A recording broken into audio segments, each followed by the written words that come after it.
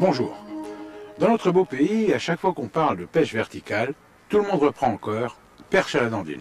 Alors il est tout à fait vrai que les perches craquent depuis de nombreuses années pour un poisson d'étain travaillé verticalement. Malgré tout, nous sommes les champions du monde du lancer ramené, mais nous avons pris un grand retard dans les pêches verticales. Nous allons voir comment pêcher, dans quelle situation et avec quelle technique. Un leurre travaillé horizontalement ne reste que quelques secondes dans le champ de vision d'un carnassier.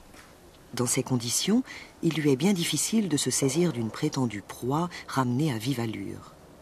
Mais si, au contraire, un appât, connu ou non, demeure constamment dans son territoire, monte et redescend d'une façon désordonnée mais répétitive, il ne saura pas résister.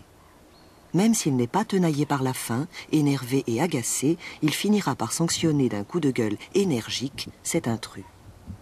Dans cette pêche, pas question de parcourir de grandes étendues. Le pêcheur doit prospecter méticuleusement de petits postes. La barque facilite les déplacements d'un endroit à l'autre. Malgré tout, le pêcheur doit gérer certaines situations, telles l'impossibilité de s'amarrer sur le fond ou la dérive naturelle de l'embarcation. Du bord, même si le nombre de postes est limité, la discrétion ainsi que le confort compensent largement l'inconvénient dû à une mobilité restreinte.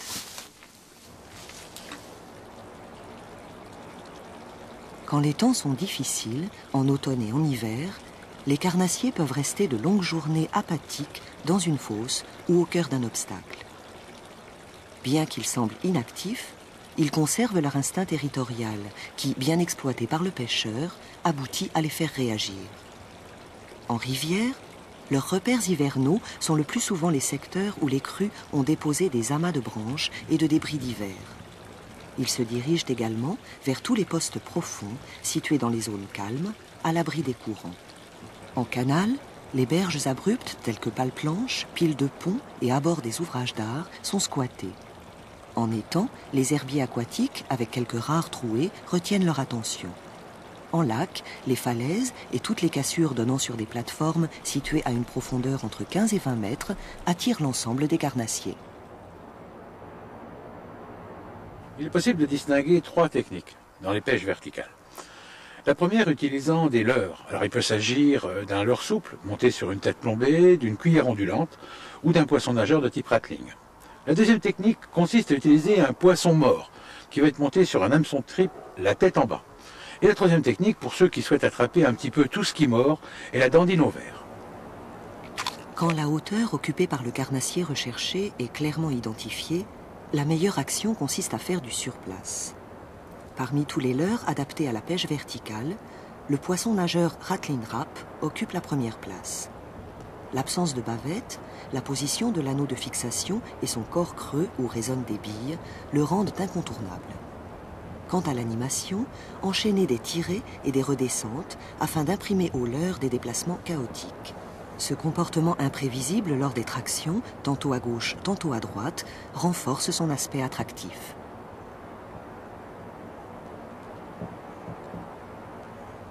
Tous les carnassiers sont particulièrement attentifs à tout ce qui se passe au-dessus d'eux. Une proie descendant en feuilles mortes, semblant ensuite repartir vers la surface, puis à nouveau redescendant, laisse le temps au prédateur de programmer son attaque. Un poisson mort, monté sur un hameçon triple, la tête en bas, simule à merveille l'action décrite. En partant de la surface, laissez-le descendre sur 1 mètre. Effectuez une première tirée, puis laissez-le redescendre un peu plus profondément et réalisez une deuxième tirée. Renouvelez l'opération jusqu'à atteindre le fond. Remontez rapidement et recommencez la descente par étapes. Avec le montage au vert, la surface prospectée dépend de la longueur de la canne. Enchaînez d'une façon irrégulière de petites tirées et des déplacements latéraux. Les mouvements verticaux sont accompagnés de déplacements horizontaux. Cette action plus ou moins circulaire est obtenue à l'aide de la pointe du sion. Il convient de répéter longuement cet enchaînement et de passer et repasser sur la zone choisie. Le montage comprend une balle nickelée d'un poids de 15 à 30 grammes. Le bas de ligne est court et n'excède pas 30 cm. Le verre est loché sur un hameçon simple, numéro 6. Les pêches verticales regroupent deux types d'actions, qui dans tous les cas se passent juste à l'aplomb de la pointe du sion. Le premier type d'action est une action quand on connaît la profondeur à laquelle se trouvent les carnassiers, le plus souvent proche du fond. Il suffit de dandiner, d'avoir un mouvement vertical sur place. Dans le deuxième cas, quand vous ignorez à quelle profondeur sont installés les carnassiers, il vous faut prospecter toute la hauteur d'eau en réalisant des paliers successifs. Alors débutez d'abord proche du fond pendant quelques instants, puis remontez un peu plus haut, et ainsi de suite, jusqu'à trouver l'étage occupé. Là, par la suite, vous retournerez simplement à la bonne hauteur, là où sont intervenues les touches. Même si certains pêcheurs découvrent les pêches verticales parce qu'elles nous reviennent, j'ai envie de dire, des États-Unis, eh bien, les gens de ma génération ont pêché de cette façon depuis pas mal de décennies. Et c'est pour ça que j'ai donné rendez-vous à Martial. Parce que je sais, on a à peu près le même âge, qu'il a dû, comme moi, pêcher verticalement. Oui, non seulement moi j'ai pêché verticalement et je continue toujours maintenant, mais je crois que c'est mon grand-père qui m'a appris. Mon père derrière après, mais mon grand-père lui-même pêchait déjà comme ça. Et bon, c'est une technique surtout en hiver quand on a des fonds bruts qui permettent d'aller chercher les perches principalement, mais pas seulement les perches. Qu'est-ce que tu mettais au bout de la ligne? Un petit poisson d'étain avec un fameux poisson d'étain double qu'on ordinait. Bon, à l'époque, on n'avait pas toujours la bonne qualité d'étain, donc on faisait briller l'étain en grattant un peu avec la lame du couteau. On enlevait la pellicule dessus, la corrosion. La pellicule de corrosion, afin qu'il brille mieux. Et puis, après, c'était celui qui avait un peu de chance. Mais t'as un petit truc à nous raconter, parce que je sais qu'il y avait certains adaptaient, mettaient des trucs dessus, non?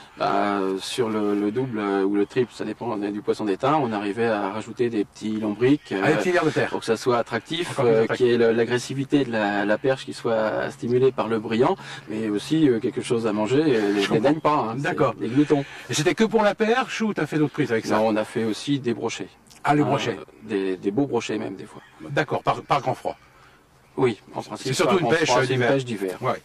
Donc vous voyez, même si les techniques verticales donnent de bons résultats avec des leurres modernes, eh bien, il y a bien longtemps que dans notre pays, on pêchait déjà à la dandine verticalement. Mon premier conseil concerne le matériel nécessaire pour les pêches verticales.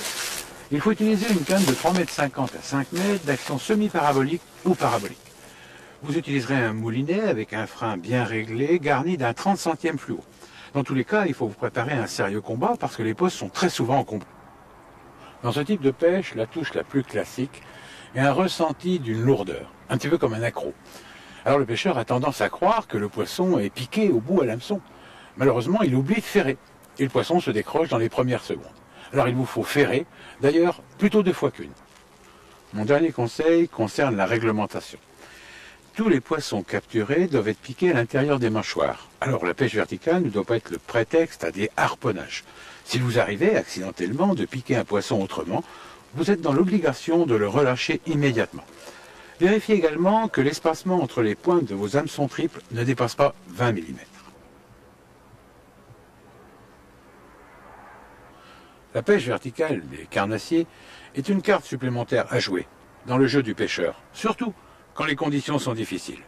Alors que ce soit pour les brochets, sans perche ou silure, pour gagner la partie, n'hésitez pas à utiliser ce joker. À la prochaine.